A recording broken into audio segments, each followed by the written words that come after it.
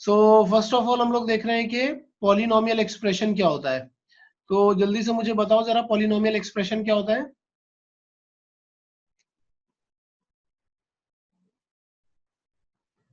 तो एक्चुअली क्या है कि जनरल एक्सप्रेशन देखते हैं। जनरल एक्सप्रेशन ऐसा होता है a0 plus a1x plus a2x square and so on an x raise to the power n।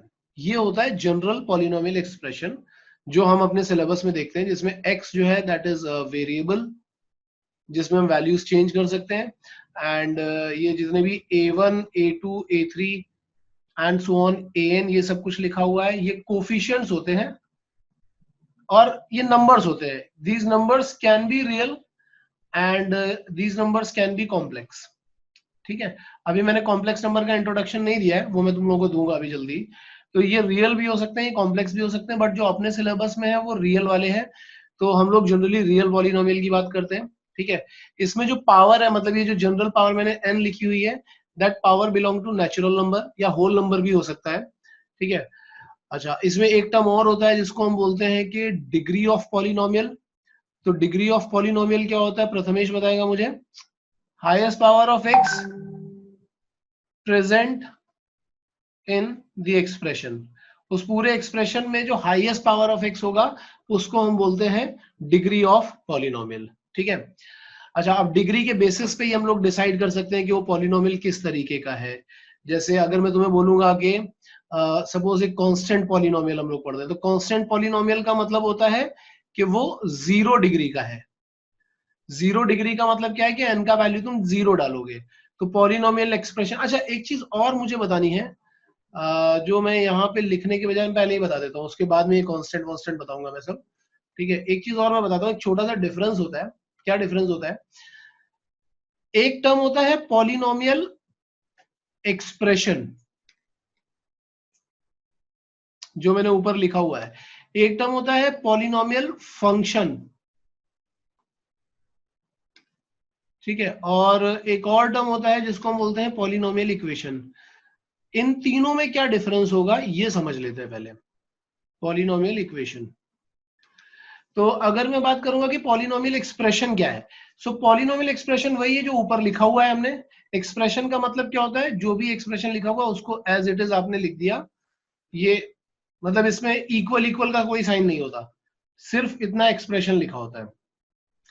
Polynomial function कैसा होता है, या तो आप इसको लिखोगे y इक्वल टू, अगर कभी लिखा है y equal to the whole expression, या फिर कभी कभी हम लोग ऐसा भी लिख सकते हैं कि F X equal to the whole expression. ये दोनों फॉर्म में इसको हम रिप्रेजेंट करते हैं। तो पॉलिनोमियल फंक्शन में क्या होता है कि हम यहाँ दो वेरिएबल्स को रिलेट कर रहे होते हैं। एक वेरिएबल तुम्हें दिखाई पड़ रहा है x, जो यहाँ पे दिख रहा है इस पूरे राइट हैंड साइड में, और दूसरा वेरिएबल तुम्हें दिख रहा है y। मतलब क्या होता है कि y अपनी वैल्यू x के अकॉर्डिंग लेगा या एफ एक्स अपना वैल्यू x के अकॉर्डिंग लेगा, तो इसको हम फंक्शन बोल देते हैं। और तीसरी चीज आती है पॉलिनोमियल इक्वेशन। पॉलिनोमियल इक्वेशन क्या होती है, पॉलिनोमियल इक्वेशन होती है कि हमने एक्सप्रेशन को किसी कांस्टेंट से या जीरो से इक्वेट कर दिया, like a1x a0 plus a1x plus a2x square and so on an x raise to the power n, मैंने ऐसा दिखाया और इसको मैंने जीरो से इक्वेट कर दिया, या किसी भी कांस्टेंट से इक्वेट कर सकते हो। तो ये हो गया पॉलिनोमियल इक्वेशन। इक्वेशन में क्या होगा कि x की कुछ स्पेसिफिक वैल्यू इसको सेटिस्फाई करेंगी, x की कुछ स्पेसिफिक वैल्यूज होंगी जो इसको सेटिस्फाई करेंगी, उसको हम बोलते हैं इक्वेशन। तो पॉलिनोमियल एक्सप्रेशन कैसे लिखा जाएगा, फंक्शन कैसे लिखा जाएगा और इक्वेशन कैसे लिखा जाएगा, आई थिंक ये क्लियर होगा। अब इसके बाद हम लोग नेक्स्ट पॉइंट पे चलते हैं। नेक्स्ट पॉइंट क्या है, नेक्स्ट पॉइंट है जैसे मैं टाइप्स देख रहा हूं कि कांस्टेंट पॉलिनोमियल है, सपोज कांस्टेंट पॉलिनोमियल। तो अब मैं यहाँ पे जनरली कांस्टेंट पॉलिनोमियल फंक्शन की बात कर रहा हूँ। ठीक है, कांस्टेंट पॉलिनोमियल है तो मैंने बोला कि वो 0 डिग्री का होता है, इसलिए हम उसको कांस्टेंट पॉलिनोमियल बोलते हैं। 0 डिग्री का होता है मतलब एक्स का कोई टर्म नहीं होना चाहिए, क्योंकि उसकी एक्स की हाईएस्ट पावर ही 0 हो जाएगी, है ना। तो एक्स का कोई टर्म नहीं होना चाहिए। तो ये तुम्हें कुछ ऐसा दिखेगा y equal to some constant type, y equal to 1, y equal to 2, y equal to 3, ये कांस्टेंट पॉलिनोमियल का केस है। दूसरा केस होता है कि सपोज लिखा हुआ है लीनियर पॉलिनोमियल। लीनियर पॉलिनोमियल मतलब हो जाता है 1 डिग्री। 1 डिग्री मतलब x का हाईएस्ट पावर कितना हो सकता है 1। तो ये हम ऐसा लिख सकते हैं कुछ ax प्लस b टाइप का लिख सकते हैं कि एक x का टर्म है और एक कांस्टेंट टर्म है, ठीक है। फिर थर्ड केस आता है क्वाड्रेटिक पॉलिनोमियल। क्वाड्रेटिक पॉलिनोमियल, तो क्वाड्रेटिक पॉलिनोमियल जो हम क्वाड्रेटिक इक्वेशन में पढ़ेंगे भी, ये हो जाता है 2 degree.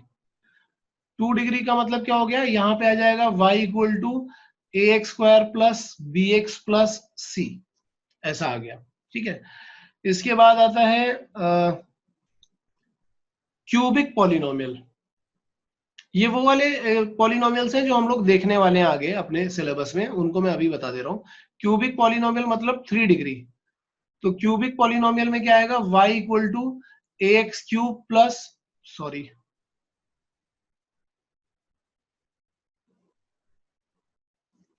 y equal to A x cube plus B x square plus c x plus d, ये आ गया हमारे पास क्यूबिक पॉलिनोमियल। और एक और होता है, मतलब रेयरली यूज होता है अपने सिलेबस में, बट फिर भी मैं बता देता हूं, दैट इज बाई क्वाड्रेटिक, या इसको कहेंगे भाई क्वाटिक भी लिखा रहता है, बाई क्वाड्रेटिक पॉलिनोमियल। बहुत रेयरली यूज होता है, लेकिन फिर भी मैं बता दे रहा हूं, दैट इज 4 डिग्री पॉलिनोमियल। और ये कुछ ऐसा दिखेगा, y equal to A x power 4 plus B x cube plus c x square plus d x plus e type का, ऐसा मतलब ये जनरल फॉर्म मैंने इसका लिख करके दिखा दिया। तो ऐसे कुछ कुछ पॉलिनोमियल्स होंगे जो हमें आगे देखने के लिए मिलेंगे, ठीक है। अब इसके बाद क्या होता है कि ऐसा हो सकता है कि हमें कुछ कुछ स्टैंडर्ड्स याद रखने पड़ेंगे, जैसे तुम लोगों ने पहले देखे ही होंगे ये डेफिनेटली, अगर नहीं देखे होंगे तो अभी बताना। अगर मैं बोल रहा हूँ कि सपोज दो पॉलिनोमियल जनरली कैसे रिप्रेजेंट किए जाते हैं, जैसे एफ एक्स दिखा दिया, पी एक्स दिखा दिया, क्यू एक्स दिखा दिया, मतलब सम फंक्शन ऑफ एक्स टाइप का दिखाते हैं हम लोग। तो मैं बोल रहा हूँ कि if degrees of two polynomials, say P X and Q X are m and n, और मैं ऐसा कंसीडर कर रहा हूं where m is greater than n, then first point है, तुम्हें बताना है degree of P X plus Q X क्या आने वाला है। Degree of P X plus Q X क्या होगा, degree of P X minus Q X क्या होगा, and degree of P x into q X क्या होगा।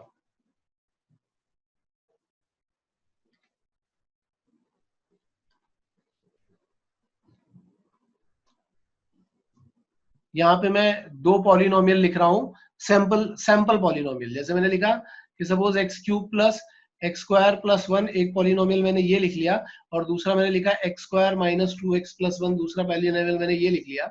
अब जब तुम इन दोनों को ऐड करके देखोगे तो एक्स स्क्वायर वाला टर्म एक्स स्क्वायर के साथ ऐड हो जाएगा, एक्स वाला अलग रहेगा, 1 वाला 1 के साथ हो जाएगा, लेकिन हाईएस्ट पावर तो क्यूब में ही रहेगी ना अभी।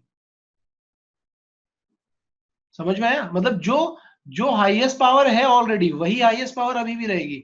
तो इस केस में जो हाईएस्ट पावर थी वो क्या थी, m थी, तो अभी भी m रहने वाली है, ठीक है। इवन ये जब डिफरेंस भी बनाओगे, px माइनस qx भी करोगे, तो एक्स क्यूब वाला टर्म किसी के साथ तो कैंसिल होने वाला है नहीं, एक्स स्क्वायर वाला हो सकता है, 1 वाला हो सकता है, ये सारे टर्म कैंसिल हो सकते हैं, बट एक्स क्यूब वाले के लिए दूसरी पॉलिनोमियल में तो कोई टर्म है नहीं, तो अभी भी क्या रहेगा यहाँ पे, ये m ही रहेगा।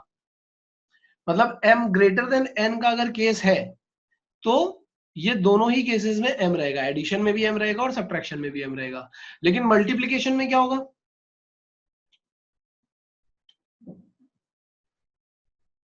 m प्लस n हो जाएगा यार। मल्टीप्लीकेशन में m प्लस n हो जाएगा। हाँ। क्यों हो जाएगा मल्टीप्लीकेशन में m प्लस n, जब तुम मल्टीप्लाई करोगे तो ध्यान से देखना, ये टर्म लिखा multiplied by x square minus 2x plus 1 का टर्म लिखा।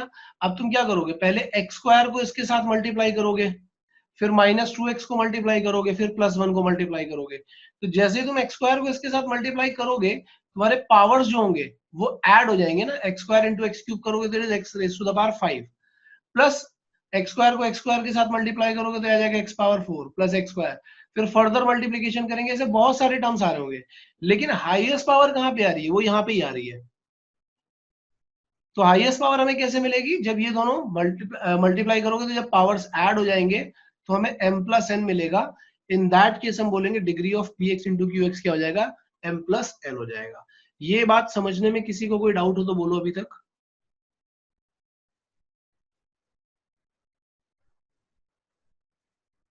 ओके, नोट कर लिया सबने?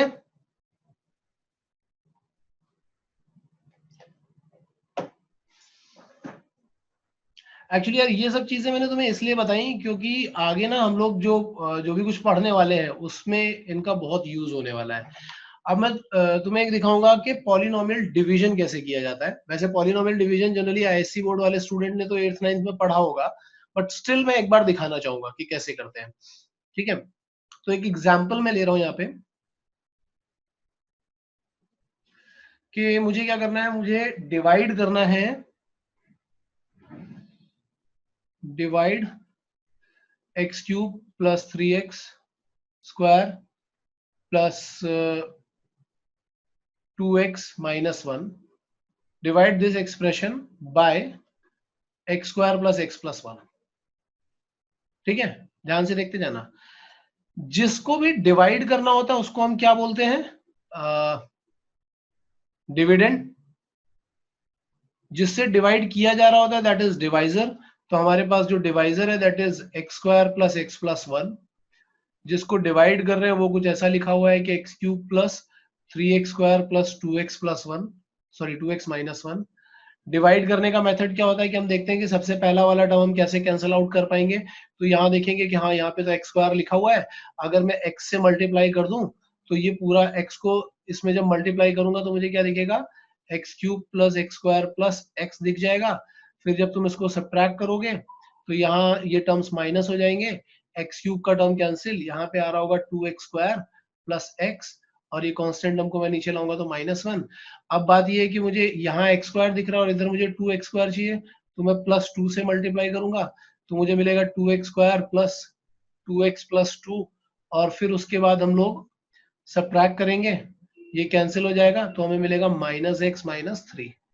अब हम फर्दर डिवीजन इसलिए नहीं कर सकते क्योंकि यहाँ पे जो भी बचा हुआ है उसका डिग्री डिवाइजर के डिग्री से कम हो गया है।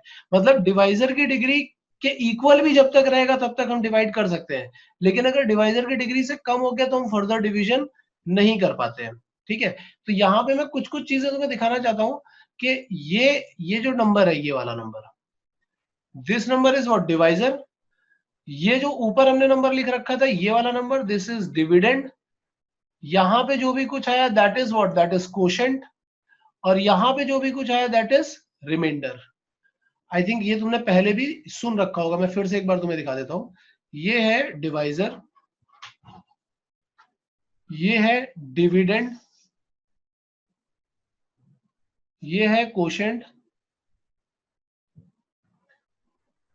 और ये है remainder.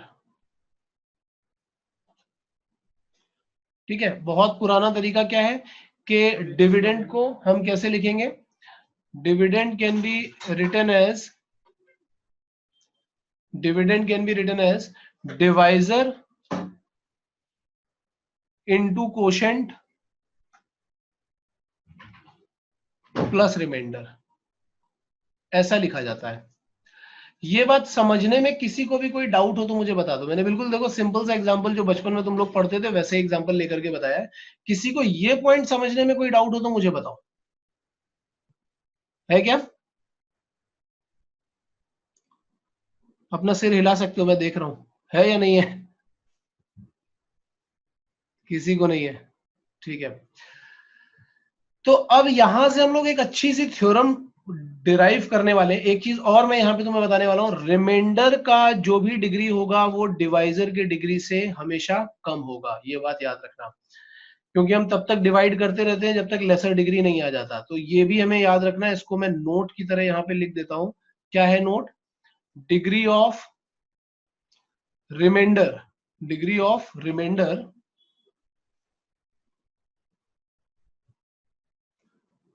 Is less than the degree of divisor.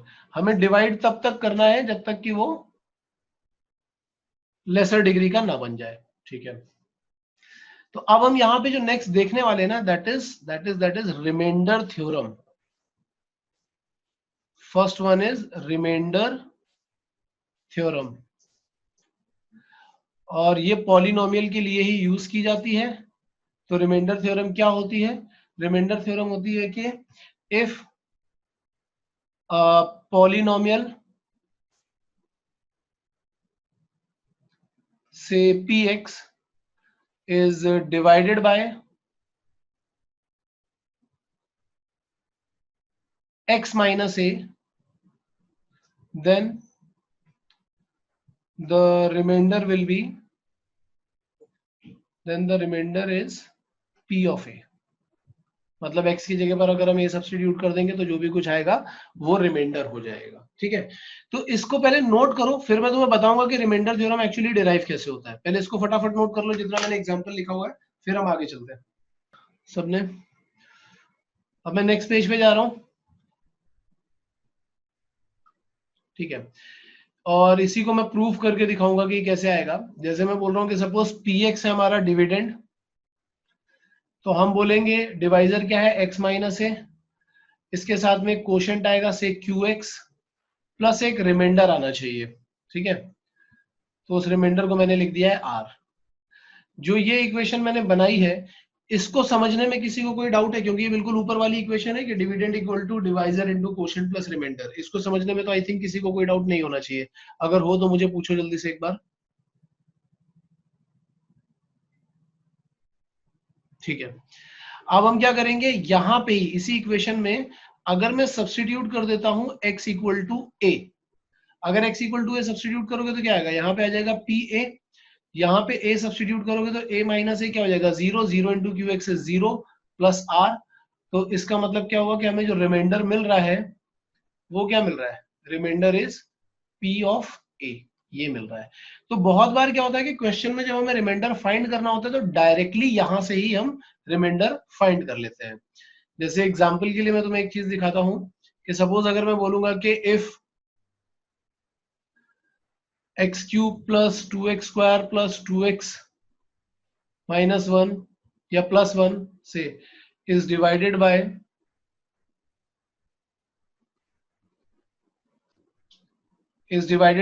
x minus 1, then find the remainder.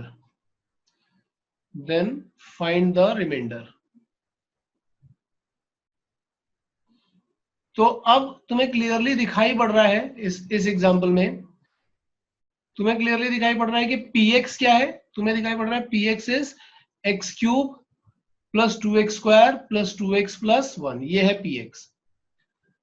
और अगर मैं बोल रहा हूँ कि x माइनस 1, तो x माइनस 1 में a का वैल्यू क्या हो जाएगा, a का वैल्यू 1 हो गया, बिकॉज x माइनस ए लिखते और कंपेयर करते तो a का वैल्यू 1 आ जाता. तो अगर मैं रिमाइंडर बोलूंगा तो रिमाइंडर यहाँ पे क्या आना चाहिए, रिमाइंडर आना चाहिए p ऑफ 1. p ऑफ 1 का मतलब क्या हुआ, इस एक्सप्रेशन में जहां भी x है वहां 1 डाल दो तो it will be 1 plus 2 plus 2 plus 1. So कितना आ जाएगा, 6. This is the remainder. और अगर तुम वो लॉन्गर डिवीजन मेथड भी यूज करोगे तो भी तुम्हें रिमाइंडर यही मिल रहा होगा. बट रिमाइंडर थ्योरम हम लोग इसीलिए पढ़ देंगे हम डायरेक्टली रिमाइंडर कैलकुलेट कर सके. ये बात समझ में आ रही है? ठीक है. अच्छा, अब सपोज ऐसा ही एक एग्जांपल मैं तुम्हें दे रहा हूं जिसमें लिखा हुआ है if x cube minus 2x square plus 2x minus 1 is divided by x plus 2. Now find the remainder. इसमें रिमाइंडर फाइंड करके बताओ मुझे क्या आने वाला है, जल्दी से बताओ आंसर. -21. -21. ओके, Sir, और 3.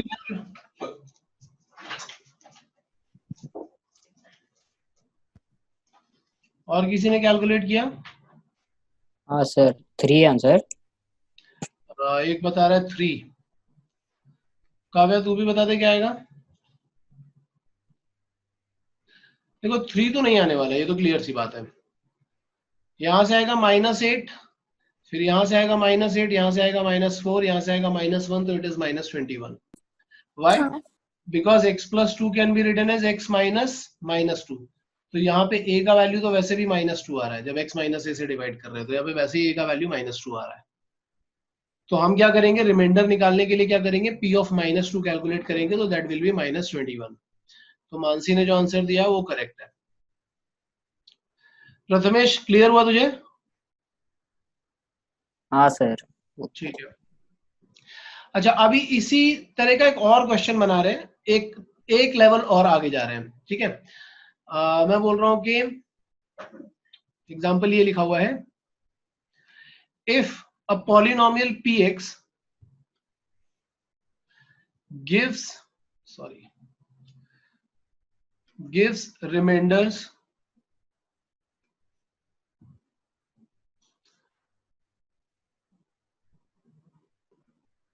2 and -2 when divided by x minus 1 and x plus 1 respectively. I think यहां तक क्लियर होगा. ठीक है. फाइंड द रिमाइंडर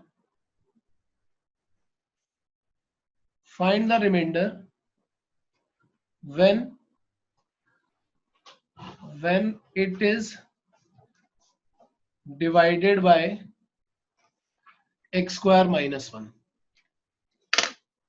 ये कैलकुलेट करना है. Find the remainder when it is divided by x square minus 1. चलो स्टार्ट करते हैं. ये थोड़ा डिफिकल्ट है यार क्वेश्चन, तो मतलब जो ऊपर वाले क्वेश्चन किए थे उनसे तो डिफिकल्ट है ही. यहाँ पे एक कंडीशन दी हुई है कि px gives remainders 2 and -2 when divided by x minus 1 and x plus 1. मतलब कि अगर हम लोग p of 1 देखेंगे तो ये 2 आ रहा है, एंड p of -1 देखेंगे तो ये -2 आ रहा है. ये पॉइंट क्लियर है?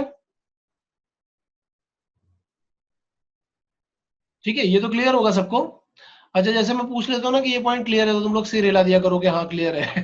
तो मैं तुम्हें देख सकता हूँ कि हाँ तुम्हें क्लियर हो गया ये पॉइंट.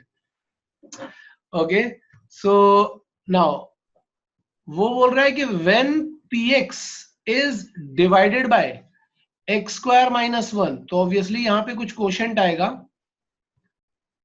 आएगा प्लस कुछ रिमाइंडर आएगा. लेकिन यहाँ पे तुम्हें जो बात याद रखनी थी वो पता है क्या थी, कि रिमाइंडर कैसा होगा. देखो डिवाइजर अपना कैसा है, 2 डिग्री का है, तो रिमाइंडर डेफिनेटली कैसा होगा, लेस देन 2 डिग्री. तो लेस देन 2 डिग्री का मतलब कैसा होता है, 1 डिग्री का हो सकता है वो. मतलब चांसेस है कि 1 डिग्री का हो सकता है, कांस्टेंट भी हो सकता है, बट चांसेस है कि 1 डिग्री का भी हो सकता है. तो हम उसको कंसीडर करेंगे 1 डिग्री का ही. हमने ये जो ax प्लस बी कंसीडर किया, this is a reminder.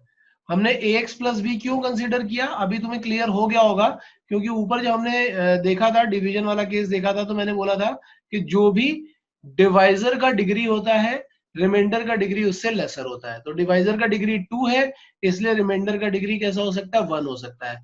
So actually what we have to calculate a and b. अगर हमने a और b कैलकुलेट कर लिया तो हमारा काम हो जाएगा. हम इसको इक्वेशन 1 बोल रहे हैं पूरे को. अगर हमने a एंड b कैलकुलेट कर लिया तो हम रिमाइंडर बोल सकते हैं कि x प्लस बी आएगा. और a एंड b कैलकुलेट करने के लिए उसने कंडीशन भी दी है. क्या कंडीशन दी है, p1 is 2 and p minus 1 is -2. तो जब तुम यहाँ पे p1 निकालोगे, मतलब x इक्वल टू 1 सब्स्टिट्यूट करोगे, तो देखो ये पूरा एक्सप्रेशन तो 0 ही हो जाने वाला है. यहाँ पे तुम्हें क्या मिलेगा, x का वैल्यू 1 डालने के बाद a प्लस बी, और a प्लस बी का वैल्यू कितना दिया हुआ है, 2 दिया हुआ है. ठीक है, ये p1 इक्वल टू 2 दिया है ना.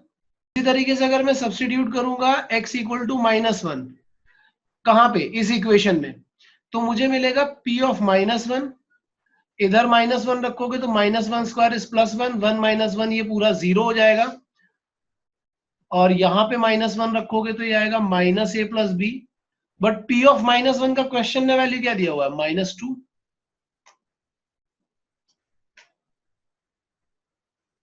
सो हमारे पास ये आया इक्वेशन नंबर 2 और ये आया इक्वेशन नंबर 3. अगर मैं इक्वेशन 2 और इक्वेशन 3 दोनों को ऐड कर देता हूं तो मुझे क्या मिलेगा, 2b इक्वल टू 0. तो b का वैल्यू क्या मिल गया, 0. ध्यान से देखो, a और a कैंसिल हो जाएगा, 2 भी आएगा, यहाँ पे 2 और -2 कैंसिल होगा तो 0 आ गया, दैट मीन्स b का वैल्यू 0। और b का वैल्यू अगर 0 में इक्वेशन में सब्स्टिट्यूट कर देता हूँ, किस इक्वेशन में, इक्वेशन 2 में सब्स्टिट्यूट कर दिया, तो मैंने सब्स्टिट्यूट किया इक्वेशन 2 में, तो मुझे क्या मिल रहा होगा, a + 0 = 2, दैट मीन्स a = 2, तो मुझे a का वैल्यू 2 मिल गया और b का वैल्यू 0 मिल गया। रिमाइंडर हमारा एक्चुअल में हमने क्या अज्यूम क्या किया था, हमने अज्यूम किया था ax + b। अब जब वहां पे हम a और b का वैल्यू सब्स्टिट्यूट करेंगे तो आ जाएगा 2x + 0, that means 2x। So 2x is the remainder. अभी एक देखा था थ्योरम, रिमाइंडर थ्योरम, उस पे कुछ क्वेश्चन देख लिए। देखो इस पे आगे जाकर के क्वेश्चन में और कॉम्प्लिकेट करवाऊंगा, ये याद रखना, बट अभी क्या है कि हमने कॉम्प्लेक्स नंबर नहीं पढ़ा, दूसरी चीजें नहीं पढ़ी, तो भी मैंने बस बेसिक केसेस ही बताए तुम्हें। नेक्स्ट है फैक्टर थ्योरम। क्या होता है फैक्टर थ्योरम?